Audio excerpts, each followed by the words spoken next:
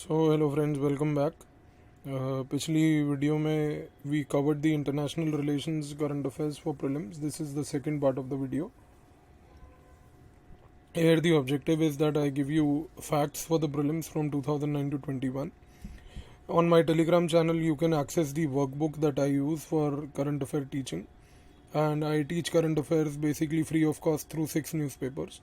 The workbook is available on my Telegram channel and you can unlock the free classes on the Unacademy app using the code Pavneet IAS Live. तो दोस्तों, हम लोग current affairs की बात कर रहे थे IR वाले. पहले 5 टॉपिक्स मैंने आपको पिछले वीडियो में कवर करवा दिए थे. तो मैंने आपको UN एंड कश्मीर के बारे में बताया था पहली वीडियो में, जिसमें मैंने आपको ये बात बताई थी कि किस तरीके से इंडिया का पूरा UN में कश्मीर का मामला गया. फिर वहाँ पे UN security council resolution number 47 के बारे में क्या क्या बात हुई, 47 रेजोल्यूशन ने क्या क्या पॉइंट्स बोले मैंने आपको बताए थे. फिर हम लोगों ने बात करी थी उसके बाद एक तरीके से UN मोजिब ग्रुप की, तो UN military observer group for India and Pakistan था, तो उसके बारे में मैंने आपको बताया, उसके फैक्ट्स मैंने आपको बताए. फिर हम लोगों ने जो पीस कीपिंग मिशन डिप्लोमेसी थी उसमें आपको मैंने ये बताया कि 29 मई को किस तरीके से international day of UN peace keepers मनाया जाता है, और पहला UN पीस कीपिंग मिशन कब बना, क्या बना, और इंडिया का क्या रोल रहा है, और इंडिया क्यों पार्टिसिपेट करता है पीस कीपिंग मिशंस में. मैंने आपको ये एक्सप्लेन किया था पिछले वीडियो में. फिर मैंने अफ़गानिस्तान का आपको बताया था, बहुत ज़्यादा न्यूज़ में चल रहा है, तो UN मिशन जो है उसके बारे में हम लोगों ने चर्चा की थी कि UN assistance mission in Afghanistan जो है यूनामा, और साथ में 6+2+1 ग्रुप जो है वो, तो ये दोनों मैंने आपको बताए थे. फिर न्यूक्लियर डिप्लोमेसी, क्योंकि ईरानियन न्यूक्लियर डील का इशू न्यूज़ में रहा, तो उसके रिलेटेड मैंने आपको बताया था कि किस तरीके से एटम्स फॉर पीस इनिशिएटिव आया, फिर IAEA आया, और IAEA के एक तरीके से फैक्ट्स मैंने आपको बताए.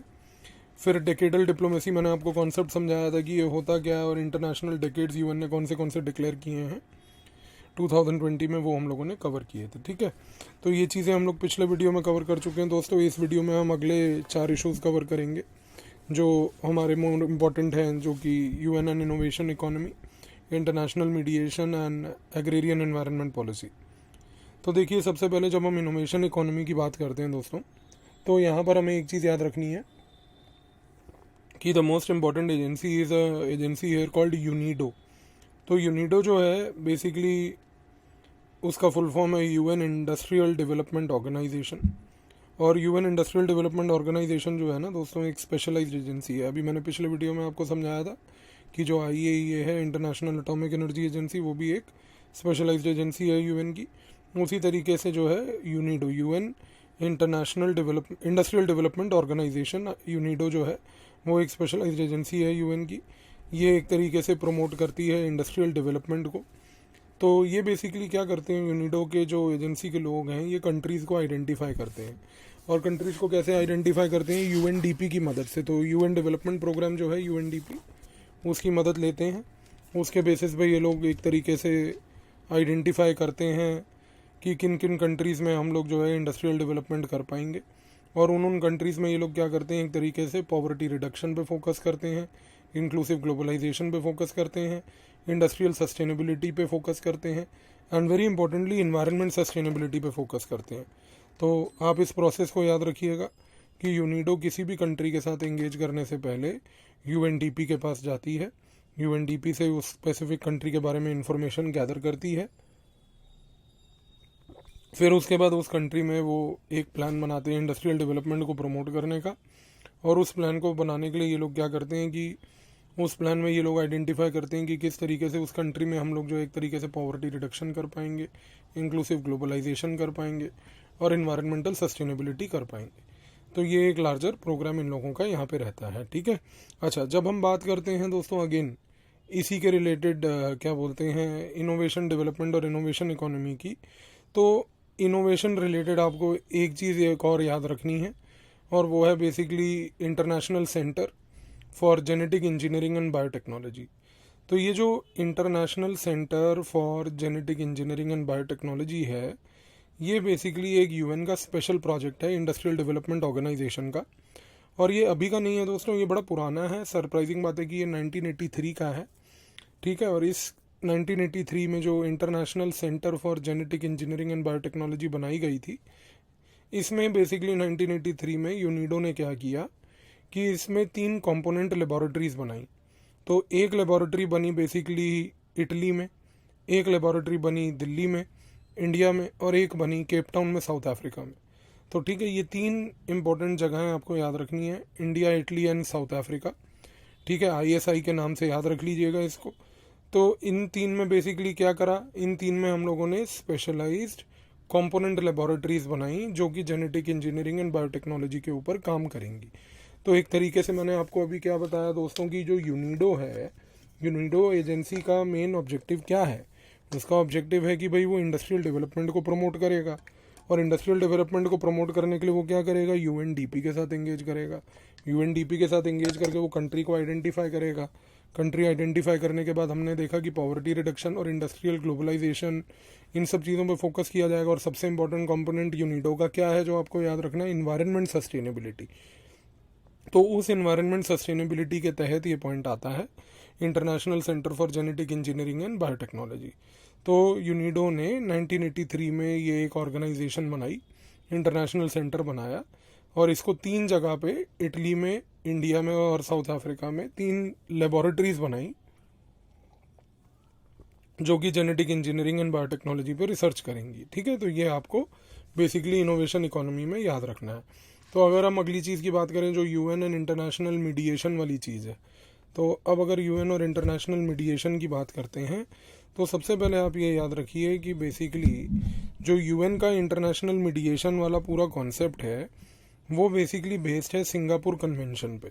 तो देखो, कल को अगर प्रीलिम में सवाल आता है कि भाई मीडिएशन रिलेटेड UN के बारे में कौन सा कन्वेंशन रिलेटेड है, तो ये जरूर याद रखिएगा कि सिंगापुर कन्वेंशन है। और सिंगापुर कन्वेंशन को एक नाम से और बोला जाता है, जो इसका ऑफिशियल नेम है वो है UN convention on international settlement agreements. UN convention on international settlement agreements. ठीक है, अच्छा, अब इस कन्वेंशन को जो कैजुअली जो इसका जनरल नेम है वो मैंने आपको अभी बताया, सिंगापुर कन्वेंशन है। ये कन्वेंशन अब क्या करता है, तो देखिए, कोई भी इंटरनेशनल सेटलमेंट अग्रीमेंट अगर होता है, उसको अगर मीडिएशन की रिक्वायरमेंट होती है, कल को कभी कोई ब्रीच हो जाए कोई पार्टी की तरफ से, तो ये कन्वेंशन एक यूनिफॉर्म फ्रेमवर्क प्रोवाइड करता है इंटरनेशनल सेटलमेंट अग्रीमेंट्स को इन्फोर्स करने के लिए और उनके मीडिएशन के रूल्स के रिलेटेड।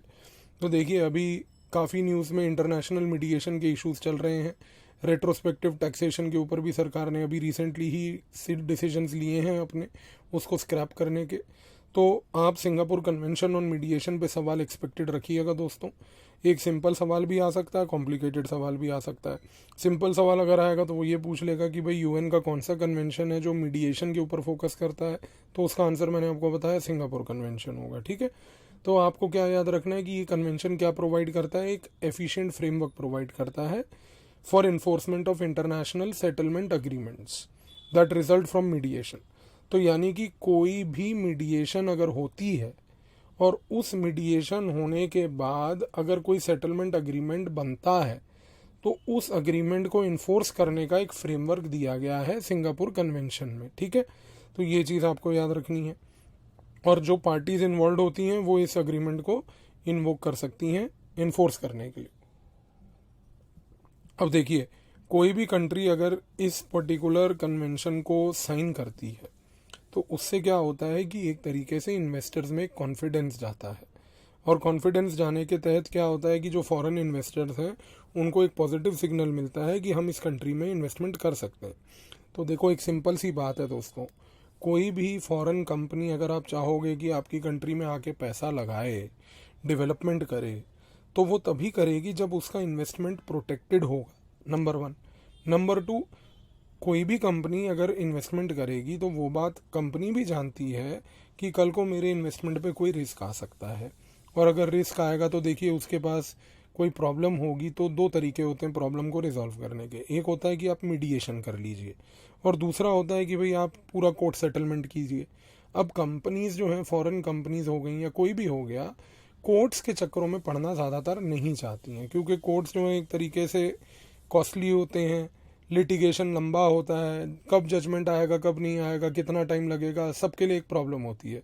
तो क्या हुआ है कि over a period of time mediation जो है एक तरीके का ऑल्टरनेटिव डिस्प्यूट रेजोल्यूशन बन गया है।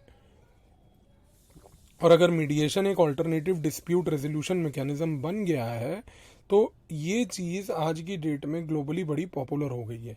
तो पॉपुलैरिटी कुछ ऐसी है कि भाई कई डेस्टिनेशंस हैं वर्ल्ड में, जैसे कि फॉर एग्जांपल सिंगापुर एक बहुत प्रोमिनेंट डेस्टिनेशन है हमारे साउथ ईस्ट एशिया में, जो कि आज की डेट में ऐसा माना जाता है कि एक इंटरनेशनल सेंटर है मीडिएशन के लिए, क्योंकि एक न्यूट्रल कंट्री है। एक न्यूट्रल कंट्री क्या करेगी, कभी भी आर्बिट्रेरीली कोई इंटरफेरेंस नहीं करेगी किसी पार्टी के मीडिएशन के अटेम्प्ट में। तो इसी के कारण क्या हुआ है कि यूएन कन्वेंशन वहाँ पर बनाया गया और वहीं पर साइन किया गया, जिसकी वजह से उसका नाम आया सिंगापुर कन्वेंशन ऑन मीडिएशन। ठीक है, तो अब मैंने आपको क्या बताया कि कोई भी कंट्री अगर एक तरीके से मीडिएशन वाले कन्वेंशन को साइन करती है तो एक पॉजिटिव सिग्नल जाता है फॉरेन इन्वेस्टर्स को, और वो सिग्नल एक तरीके से कॉन्फिडेंस इंस्पायर करता है। तो होता क्या है यहाँ पर कि कल को अगर मान लीजिए कोई भी कंट्री अगर सिग्नेचर कर लेती है और उसके बाद उस कंट्री में कोई कॉरपोरेट कंपनी आती है और वो कॉरपोरेट कंपनी को मान लीजिए कि कोई प्रॉब्लम आती है जिसकी वजह से वो ऑल्टरनेटिव डिस्प्यूट रेजोल्यूशन मैकेनिज्म को अप्रोच करती है और उस मैकेनिज्म के तहत मान लीजिए वो मीडिएशन करवाती है, तो मीडिएशन अगर वो करवाएगी तो मीडिएशन के बाद भी एक वर्डिक्ट दिया जाएगा, एक तरीके का एक जजमेंट दिया जाएगा। तो उस वर्डिक्ट को इंश्योर करना कि जो भी वो वर्डिक्ट है, चाहे वो आपके खिलाफ हो या आपके फेवर में हो, वो पार्टी को उसको एक्सेप्ट करने के लिए एक सिंगापुर कन्वेंशन एक लीगल बैकिंग बन जाता है। तो यानी कि अगर कोई कंट्री साइन कर रही है सिंगापुर कन्वेंशन और कल को उस कंट्री से कोई दूसरी फॉरेन कंपनी मीडिएशन करवाती है तो वो सिंगापुर कन्वेंशन ऑन मीडिएशन के लिए बाउंड हो जाती है उसको फॉलो करने के लिए। तो यहाँ पर आपको एक चीज़ याद रखनी है कि 2019 में जो यूनियन कैबिनेट है हमारी, उसने UN convention on international settlement agreements, यूनिसा जो नाम है, जिसको हम सिंगापुर कन्वेंशन ऑन मीडिएशन भी कहते हैं, उसको हम लोगों ने अप्रूव करके साइन करा है। तो ये चीज़ ज़रूर याद रखिएगा दोस्तों, बहुत इंपॉर्टेंट पॉइंट है। और मैं आपको बता रहा हूँ क्योंकि रेट्रोस्पेक्टिव टैक्सेशन की चर्चा न्यूज़ में चल रही थी, इसके रिलेटेड इसके ऊपर सवाल आना बहुत अनिवार्य है इस बार, तो इसको अच्छे से आप लोग जो है थोड़ा सा ध्यान रख लीजिएगा। ठीक है, अब हम आते हैं नेक्स्ट पॉइंट पे, जो UN and agrarian environment policy है। तो देखो UN and agrarian environment policy में बेसिकली क्या है कि थोड़ी सी यूएन एजेंसीज हैं जो हमें याद रखनी है और पढ़नी है। तो इसमें सबसे पहला आ जाता है हमारा नन अदर बट एक specialised agency FAO, food and agriculture organisation. तो फूड एंड एग्रीकल्चर ऑर्गेनाइजेशन दोस्तों एक स्पेशलाइज्ड एजेंसी है यूएन की, और ये बेसिकली एक यूएन का ग्लोबल एफर्ट है टू डिफीट हंगर, और उस हंगर को डिफीट करने के लिए ये एक स्पेशलाइज्ड एजेंसी बनाई गई है। तो देखो अभी तक हम लोग एक स्पेशलाइज्ड एजेंसी यूनिडो के बारे में बात कर चुके हैं, हम लोग एक स्पेशलाइज्ड एजेंसी पिछले वीडियो में IAEA के बारे में बात कर चुके हैं। FAO जो है फूड एंड एग्रीकल्चर ऑर्गेनाइजेशन, वो भी एक स्पेशलाइज्ड एजेंसी है यूएन की, जो एक इंटरनेशनल एफर्ट को रन कर रही है to eliminate and defeat hunger. ठीक है, तो इसका बेसिक ऑब्जेक्टिव और गोल क्या है कि ये पूरी कंट्रीज इन द वर्ल्ड के लिए फूड सिक्योरिटी चाहती है। तो ये चाहती है कि एक तरीके से फूड सिक्योरिटी हो।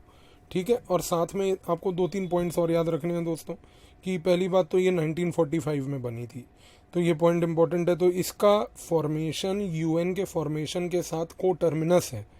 देखिए मैंने आपको ये बात पहले भी बताई है कि ज़रूरी नहीं है कि यूपीएससी एक डेट वाला सवाल पूछे।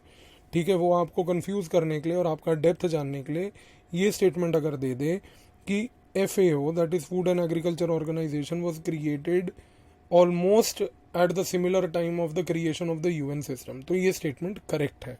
ठीक है, तो ये चीज़ों का याद रखिएगा दोस्तों, क्योंकि ये छोटे छोटे पॉइंट्स हैं जो गलत नहीं करने हैं। ठीक है, दूसरा एक पॉइंट इसका जरूर याद रखिएगा कि इसका हेडक्वार्टर्स रोम में है, इटली में। तो रोम और इटली में जहाँ पर इसका हेडक्वार्टर्स है वहाँ पर पूरी पॉलिसीज़ बनाई जाती हैं फूड सिक्योरिटी के लिए और डिफीट करने के लिए हंगर को, तो इस चीज़ को बिल्कुल मत भूलिएगा। ठीक है, सिमिलरली अगर हम बात करें एक और इंटर रिलेटेड बॉडी की, तो वो आ जाता है UNRWA। UNRWA resident welfare association नहीं है हमारा, UNRWA का मतलब होता है United Nations relief and worker agency. तो ये रिलीफ एंड वर्क एजेंसी जो है, रिलीफ एंड वर्क एजेंसी, ये 1949 में बनी, ठीक है, ये भी यूएन ने ही बनाई। अच्छा, UN relief and work agency, अब आप वर्ड रिलीफ से समझ जाइए कि कई बार क्या होता है कि आपको वर्डिंग से ही चीज़ को पकड़ना है। तो रिलीफ से एक चीज़ समझ आ गई कि कुछ ना कुछ एड प्रोवाइड किया जाएगा यहाँ पे। तो यहाँ पर एड प्रोवाइड किया जाता है शेल्टर का, फूड का, मेडिसिन का, एजुकेशन का और वर्क अपॉर्चुनिटीज़ का। तो ये जो पॉइंट्स हैं दोस्तों ज़रूर याद कर लीजिए, मैं दोबारा बोल रहा हूँ।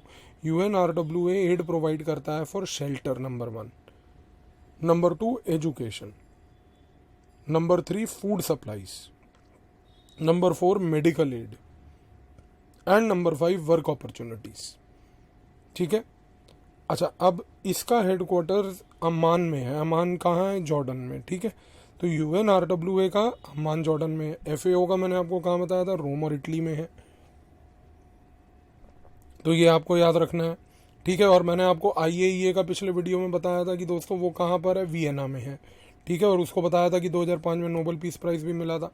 तो ये छोटे छोटे फैक्ट्स हैं यार, इनको याद रख लेना, बिकॉज ये सवाल आते हैं तो गलत नहीं होने चाहिए, ठीक है। प्रीलिम एक फैक्चुअल एग्जाम है, अगर आप ये चीज़ पता होगी तो आंसर कर पाओगे, नहीं पता होगी तो नहीं कर पाओगे, ठीक है। अच्छा, अब अगर हम आगे बढ़ें तो UNRWA जो मैंने आपको बताया 1949 में बनी। इसका ऑब्जेक्टिव था कि ये shelter, basic food supplies, medical aid, education provide करेगी और very importantly work opportunities provide करेगी। ये पॉइंट मत भूलिएगा, ठीक है। तो ये कहाँ पर इसके फील्ड ऑफ ऑपरेशंस हैं? इसके फील्ड ऑफ ऑपरेशंस हैं Gaza strip and West Bank. Gaza strip and West Bank जो टेरिटरी है वो बेसिकली अरब पैलेस्टीन की टेरिटरी है। फिर हो गया ईस्ट जेरूसलम, फिर हो गया जॉर्डन, लेबनान एंड सीरिया। तो Gaza strip, West Bank, east Jerusalem, Lebanon, Syria and Jordan.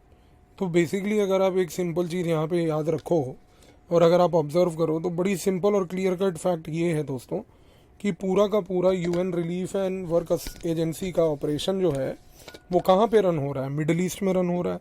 तो यानी कि एक तरीके से आप ये याद रख लीजिएगा कि RWA जो है, UNRWA, ये मिडल ईस्ट में काम करती है।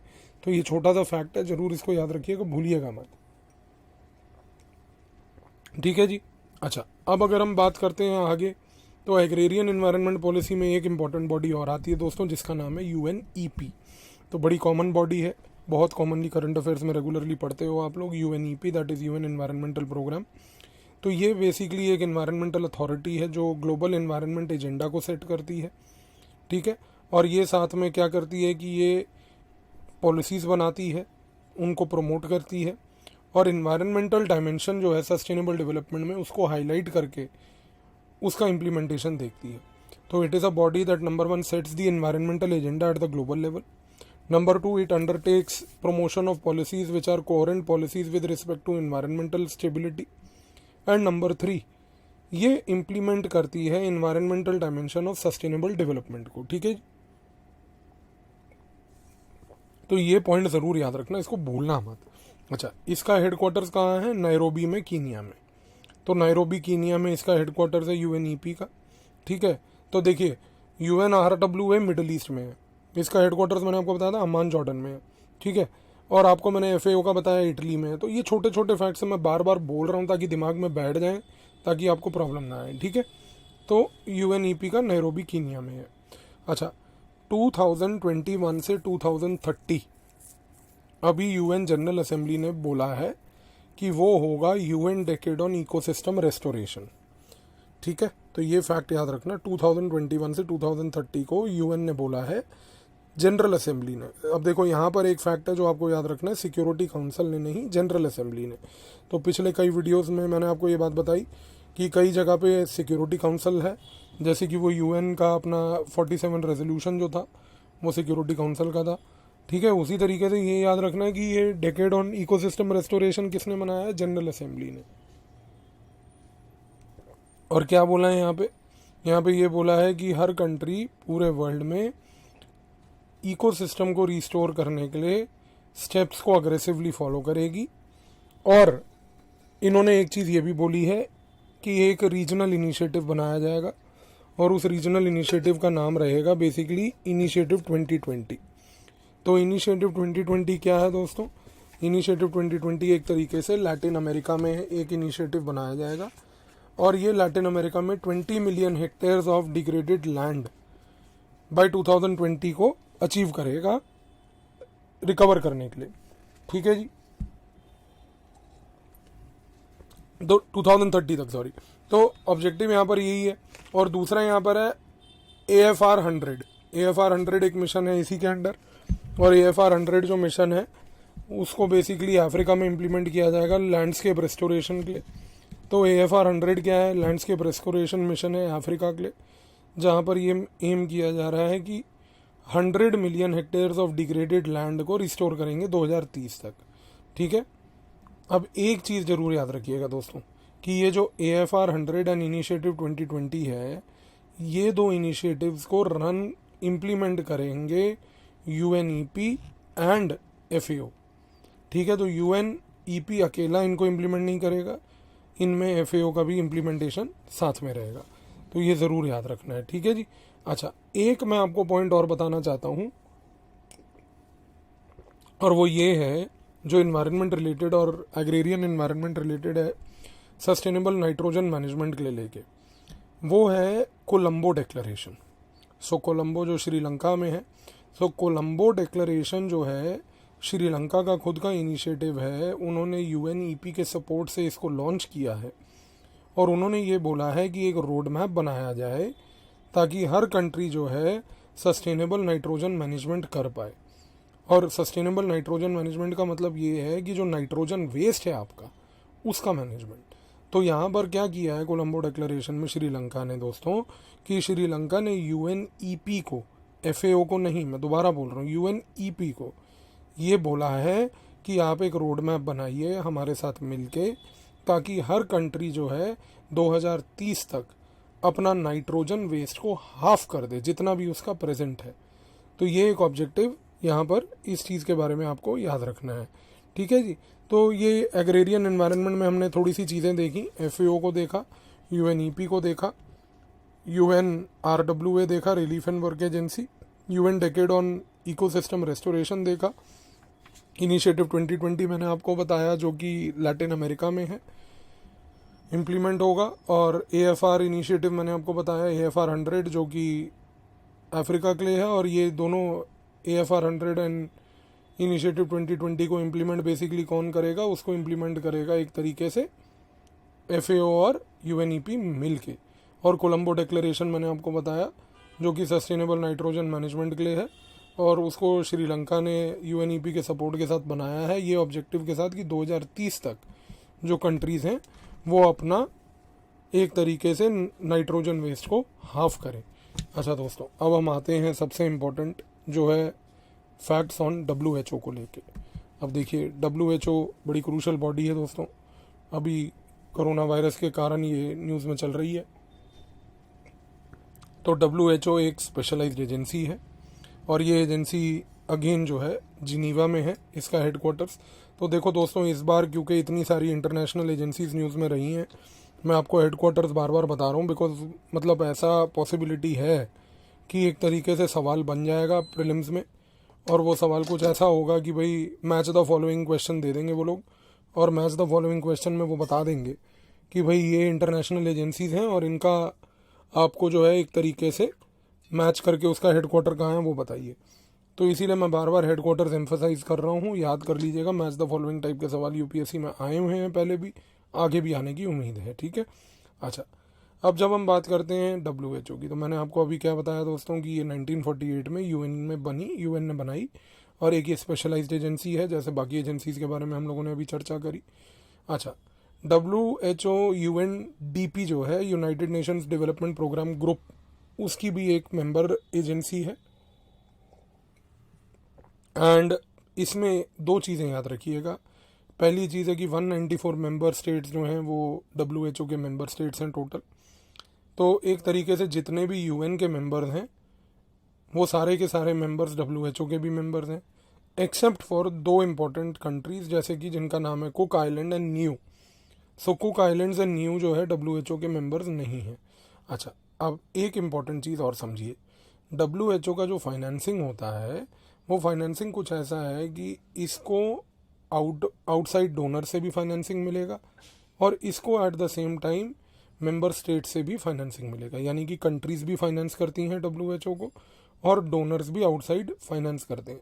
तो ये पॉइंट याद रखिएगा, क्योंकि मेरे को ऐसा लगता है कि प्रीलिम में एक तरीके का सवाल ये बना देंगे वो लोग, एक स्टेटमेंट दे देंगे कि financing of WHO is based upon contribution for members from member states only. तो ये पॉइंट गलत हो जाएगा, ध्यान रखिएगा। समझ रहे हैं आप कि यहाँ पर सिर्फ मेंबर स्टेट्स नहीं है बट आउटसाइड डोनर्स भी हैं, ठीक है। अच्छा, अब जो सुप्रीम बॉडी ऑफ फंक्शनिंग है, जहाँ पे सारा लेजिस्लेटिव वर्क WHO का किया जाता है, उसको बोलते हैं WHA, वर्ल्ड हेल्थ असेंबली, ठीक है। तो वर्ल्ड हेल्थ असेंबली जो है वो एक तरीके से सुप्रीम बॉडी है WHO का, जो एक लेजिस्लेटिव बॉडी है जहाँ पे सारा लेजिस्लेटिव वर्क किया जाता है। ये हर साल मिलती है और हर साल मिलने के बाद क्या होता है कि भाई इसमें जितने भी WHO के वर्क्स हैं उनको एक तरीके से रिव्यू किया जाता है। अच्छा, एक चीज़ ज़रूर याद रखिएगा यहाँ पर कि डायरेक्टर जनरल जो WHO के हैं उसको वर्ल्ड हेल्थ एजेंसी असेंबली जो है वो अपॉइंट करती है। कल को अगर ये सवाल आ जाए इस तरीके से प्रीलिम में, देखिए ये खेलेंगे ऐसे UPSC वाले, वो बोलेंगे कि भाई जो डायरेक्टर जनरल ऑफ WHO है उसको अपॉइंट करता है UN जनरल असेंबली, गलत। फिर यह बोल देंगे कि WHO का जो डायरेक्टर जनरल है उसको अपॉइंट करता है UN सिक्योरिटी काउंसिल, गलत। तो डायरेक्टर जनरल को कौन अपॉइंट करता है दोस्तों? वर्ल्ड हेल्थ असेंबली, जो उसकी लेजिस्लेटिव बॉडी है, ठीक है। और डायरेक्टर जनरल एक बार अपॉइंट हो जाए तो वो 5 साल के लिए अपॉइंटेड रहता है। अच्छा, अब ये जो WHO है ये काफ़ी सारी रिपोर्ट्स भी पब्लिश करती है, तो उसमें से एक सबसे इम्पोर्टेंट रिपोर्ट है वर्ल्ड हेल्थ रिपोर्ट। फिर एक ये रिपोर्ट पब्लिश करती है जिसका नाम है वर्ल्ड हेल्थ स्टैटिस्टिक्स, ठीक है। और एक रिपोर्ट है उसके बाद bulletin of world health organization. तो ये 3 इंपॉर्टेंट रिपोर्ट्स हैं, world health report, world health statistics and bulletin of world health organization, याद रखिएगा, ठीक है जी। अच्छा, अब एक पॉइंट आपको और याद रखना है कि 2018 में एक पॉइंट जो ये WHO की वर्ल्ड हेल्थ एजेंसी है, असेंबली है सॉरी, उसने एक पॉइंट अडॉप्ट किया था और वो पॉइंट था बेसिकली ट्रिपल बिलियन टारगेट। तो ये मत भूलिएगा, कल को अगर मान लीजिए वो ये सवाल दे दे आपको कि triple billion target is related to which agency या it is related to what, तो पहली बात तो triple billion target is related to WHO, दूसरा triple billion target is related to public health issue, ठीक है जी। तो ये 2 पॉइंट ज़रूर याद रखिएगा। अच्छा, अब थोड़ा सा वर्ल्ड हेल्थ असेंबली के बारे में समझ लीजिए। मैंने आपको अभी क्या बताया कि ये मेन लेजिस्लेटिव बॉडी है। तो जितने भी मेंबर स्टेट्स जो WHO के हैं, मैंने आपको अभी क्या बताया, 194 मेंबर्स हैं WHO के, जो UN के भी मेंबर्स हैं। ये सारे के सारे except for cook islands and new, ये 2 टेरिटरीज को छोड़ के, ये सारे के सारे वर्ल्ड हेल्थ असेंबली में बैठते हैं। अब ये बैठने के बाद वहाँ क्या करते हैं, ये चर्चा करते हैं। इनका एक सेक्रेटेरिएट होता है, एक इनका एग्जीक्यूटिव बोर्ड होता है, ठीक है। तो एग्जीक्यूटिव बोर्ड जो होता है उसमें क्या होता है कि टेक्निकल एक्सपर्ट्स होते हैं। तो वो क्या करते हैं, वो जो भी वर्ल्ड हेल्थ असेंबली डिसीजन लेती है उसको इम्प्लीमेंट करते हैं। और जो इनका सेक्रेटेरिएट है वो डायरेक्टर जनरल हेड करता है, जो अपॉइंट किया जाता है WHA के तहत ही, वर्ल्ड हेल्थ असेंबली के तहत, और वो WHO का पूरा एडमिनिस्ट्रेटिव वर्क को संभालता है। अच्छा, वर्ल्ड हेल्थ असेंबली में क्या होता है, मैंने आपको अभी बताया कि ये सारी की सारे मेंबर स्टेट्स बैठते हैं, चर्चा करते हैं। अब चर्चा किस बारे में करते हैं, पॉलिसी बनाने के बारे में। तो ये चर्चा करते हैं कि भाई क्या पॉलिसी बनाई जाएगी, क्या पॉलिसी हमारे को फोकस करनी है। तो जैसे मैंने आपको अभी क्या बताया, 2018 में इन्होंने एक पॉलिसी अनवील करी जिसका नाम था ट्रिपल बिलियन टारगेट। तो ये टाइप के डिसीजन लेते हैं, फिर ये एग्जीक्यूटिव बोर्ड को दे देते हैं। तो एग्जीक्यूटिव बोर्ड क्या करता है, उस डिसीजन का इम्प्लीमेंटेशन को ओवरसी करता है, ठीक है। उसके बाद क्या होता है दोस्तों कि यहाँ पर जो डायरेक्टर जनरल है, सेक्रेटेरिएट है, वो एडमिनिस्ट्रेशन देखता है। तो मैंने आपको ये चीज़ पूरी क्लियर कर दी कि यहाँ पर आज की डेट में WHO एक तरीके से डेमोक्रेटिक बॉडी है। तो डेमोक्रेटिक बॉडी होने के कारण क्या होता है कि यहाँ पर हम एक तरीके से पूरी डिसीजन मेकिंग डेमोक्रेटिक वे में करते हैं। अच्छा दोस्तों, एक चीज़ अब आप और याद रखिएगा, मैंने आपको अभी ऊपर क्या बताया था, थोड़ी देर पहले ही मैंने आपको एक पॉइंट बताया जो आपने ऊपर लिखा होगा अपनी कॉपी में, कि WHO जो है उसको फाइनेंसिंग कहाँ से मिलती है, आउटसाइड डोनर से और मेंबर स्टेट से। अब क्वेश्चन यहाँ पे ये आता है कि how do we select a member state, ठीक है। तो यहाँ पर अब आपको एक चीज़ याद रखनी है, तो हम जो ये मेंबर स्टेट्स हैं उनको बेसिकली उनका कंट्रीब्यूशन कैसे असेस करेंगे, तो हम उनको ये बोलते हैं कि भाई आप अपने कंट्री का पॉपुलेशन और आपका जीएनपी, ग्रॉस नेशनल प्रोडक्ट। तो gross national product and population के बेसिस पे हम उस कंट्री का कंट्रीब्यूशन असेस करते हैं और उस कंट्री को बोलते हैं कि by virtue of you being a member of the WHO इतना आपको एक तरीके से पैसा WHO को देना पड़ेगा। इसके सिवाय मैंने आपको क्या बताया था कि आउटसाइड डोनर से भी WHO को पैसा मिलता है। तो आउटसाइड डोनर का क्या मतलब हो गया भाई, यहाँ पर आउटसाइड डोनर का मतलब हो गया कि सबसे इंपॉर्टेंट पॉइंट याद रखिएगा, NGOs वो पैसा दे सकती हैं WHO को। प्राइवेट कंपनियां, बेटा ये पॉइंट ज़रूर याद रख लीजिएगा, रट लीजिएगा, क्योंकि ये छोटे छोटे फैक्ट्स हैं, ये ना अगर आपको नहीं पता होंगे तो आप गलत करके आओगे एग्जाम में, ठीक है। WHO को NGOs पैसा देती हैं, ये तो चलो नेचुरल पॉइंट है, समझ आ जाएगा। सबसे इंपॉर्टेंट पॉइंट याद रखिएगा बेटा, आउटसाइड डोनर्स में प्राइवेट कंपनीज भी पैसा दे सकती हैं। और एक पॉइंट और जो भूलना नहीं है, इंडिविजुअल्स भी आज की डेट में WHO को पैसा दे सकते हैं, ठीक है। बट उसका मतलब ये नहीं है कि भैया आप और मैं जो है WHO LLP प्राइवेट लिमिटेड के नाम पे एक डिमांड ड्राफ्ट बना के उनको दे आए, वो नहीं होगा। लेकिन इंडिविजुअल्स यानी कि यहाँ पर प्रोमिनेंट इंडिविजुअल्स के थ्रू कॉन्ट्रीब्यूशंस एक्सेप्ट किए जाते हैं। अच्छा, अब देखिए WHO जो है वो क्या करती है, वो एक तरीके से गवर्नमेंट्स को बोलती है कि जो डिजीज़ इन्फॉर्मेशन है उसके रिलेटेड आप जो है डेटा कलेक्ट कीजिए, और वो डेटा कलेक्ट करने के बाद जो डायरेक्टर जनरल है WHO का, वो पब्लिक हेल्थ इमरजेंसी एक तरीके से डिक्लेयर कर सकता है जिस भी तरीके से डिजीज़ का आउटब्रेक हुआ हो, ठीक है। तो यहाँ पर ये चीज़ याद रखिएगा कि भाई डायरेक्टर जनरल के पास पावर है किसी भी मेंबर स्टेट को इंस्ट्रक्ट करने के लिए कि साहब आप डेटा कलेक्ट करके हमको दीजिए। उस डेटा की इंफॉर्मेशन के बेसिस पे जो डिजीज़ का आउटब्रेक वहाँ पे मैप किया जाएगा, उसके बेसिस पे डिक्लेयर किया जाएगा पब्लिक हेल्थ इमरजेंसी। तो जब हमने बात करी कोविड की, हमने बोला कि भाई कोविड एक पैंडेमिक बन गया, ग्लोबल पैंडेमिक, तो उसमें आप याद रखिएगा दोस्तों, एक डेटा कलेक्ट किया गया था, और वो डेटा कलेक्ट करने के बाद पैंडेमिक का डिक्लेरेशन WHO ने किया, डायरेक्टर जनरल ने। बेटा यहाँ पर भी सवाल बन जाएगा प्रीलिम में, वो बोलेंगे the pandemic was declared by the UN general assembly. बिल्कुल गलत है। देखो पैंडेमिक के रिलेटेड सवाल पिछले साल आया नहीं, क्योंकि UPSC खुद भी पैंडेमिक से अफेक्टेड था, उनको भी नहीं समझ आ रहा था कि बाइगोड जीवन में हो क्या गया। लेकिन अब वो समझ गए हैं और UPSC में लोगों को टीकाकरण भी हो गया है। तो अब पैंडेमिक पे इस साल सवाल आएंगे ही आएंगे, ठीक है ना। तो ये चीज़ जरूर याद रखिएगा कि WHO जो है पैंडेमिक डिक्लेयर करता है, UN का कोई रोल नहीं है पैंडेमिक डिक्लेयर करने में। और WHO में भी बेटा ये मत बोलना कि एग्जीक्यूटिव बोर्ड डिसाइड करता है, ये मत बोलना कि वर्ल्ड हेल्थ असेंबली करती है। पैंडेमिक डिक्लेयर करने का पावर डायरेक्टर जनरल पे है। डायरेक्टर जनरल किसका हेड है बेटा? सेक्रेटेरिएट का, ठीक है ना। तो कल को अगर वो UPSC सवाल बोल देगा आपको, अगर मान लीजिए इतना प्रिसाइज चला जाए, जिसकी अभी आशंका नहीं है मुझे कि इतना स्पेशलाइज सवाल पूछेंगे वो लोग, बट देखिए ना आप UPSC के मेंबर हैं और ना मैं हूँ, हमें चीज़ को तैयार करके जाना है। तो मैं आपको वो पॉइंट बता रहा हूँ कि भाई power to declare a pandemic lies with the director general.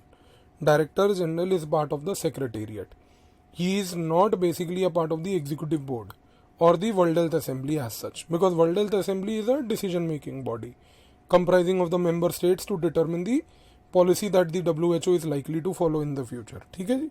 अच्छा, अब एक चीज़ आपको और याद रखनी है कि भाई WHO जो है एक रिकमेंडेटरी अथॉरिटी है, यानी कि उसके जो रिकमेंडेशंस हैं वो सिर्फ एक तरीके से मतलब रिकमेंड कर सकती है, बाइंड नहीं कर सकती किसी मेंबर कंट्री को। यानी कि अगर WHO कुछ रिकमेंड कर रही है किसी कंट्री को एक एक्शन लेने के लिए कि देखिए आपके कंट्री में हेल्थ का ऐसा सिनेरियो चल रहा है तो आप ये एक्शन लीजिए, तो अगर वो कंट्री एक्शन ले लेती है तो वेल एंड गुड है। अगर मान लीजिए साहब वो कंट्री रिकमेंडेशन WHO के ऊपर एक्ट नहीं करती है, तो उससे एक चीज़ याद रखिएगा दोस्तों कि उस केस में, उस सिनेरियो में WHO के पास कोई पावर नहीं है अपने उस डिसीजन के ऊपर सैंक्शन लगाने की। समझ रहे हैं आप? तो WHO has no such power to impose a sanction on a member state. तो ये चीज याद रखिएगा। तो एक तरीके से यहाँ पर WHO का रोल WTO से काफी अलग हो जाता है, ठीक है ना। तो WHO जो है एक तरीके से बेसिकली एक रिकमेंडेटरी बॉडी बन जाती है जिसके पास सैंक्शनिंग का पावर नहीं है। तो यहाँ पर कोई डॉक्यूमेंट नहीं है WHO के पास जो कि उसकी रिस्पॉन्सिबिलिटी ऑब्लिगेशंस को with respect to infectious diseases को भी बहुत अच्छे से एक्सप्लेन करे। इस पॉइंट को भी याद रखिएगा दोस्तों, कि जो मैं आपको बोल रहा हूँ कि WHO के पास कोई ऐसा डॉक्यूमेंट नहीं है जो कॉम्प्रिहेंसिवली ये डिस्क्राइब कर रहा है कि WHO की क्या रिस्पॉन्सिबिलिटीज़ होंगी, उसके क्या ऑब्लिगेशंस होंगे, या उसको क्या मतलब पावर्स होंगी with respect to tackling any infectious disease. ठीक है, तो कोई भी कलेक्शन ऑफ डॉक्यूमेंट्स जो है वो आज की डेट में WHO के पास एक सिंगल जगह पर नहीं है। तो कल को अगर ये सवाल आ जाए प्रीलिम्स में कि भाई मान लीजिए WHO जो है उसके पास ये पावर है एक तरीके से कि भाई एक सिंगल डॉक्यूमेंट में जिसमें वो किसी भी इन्फेक्शियस डिजीज़ को टैकल कर सकती है, तो वो स्टेटमेंट गलत है। ठीक है बेटा, तो ये छोटे छोटे फैक्ट्स थे जो मैंने आपको बता दिए WHO के बारे में। बेटा इनको अच्छे से कर लीजिएगा। अगले वीडियो में मैं आपको ICJ के फैक्ट्स जो बहुत ही बेसिक हैं खैर, और ग्लोबल हेल्थ डिप्लोमेसी यानी कि WHO रिलेटेड जो बाकी इन्फॉर्मेशन है वो दे दूंगा, और फिर ह्यूमन राइट्स और माइग्रेशन और जेंडर इन सब के बारे में भी थोड़ी थोड़ी चर्चा कर लेंगे हम लोग। ठीक है जी, थैंक यू।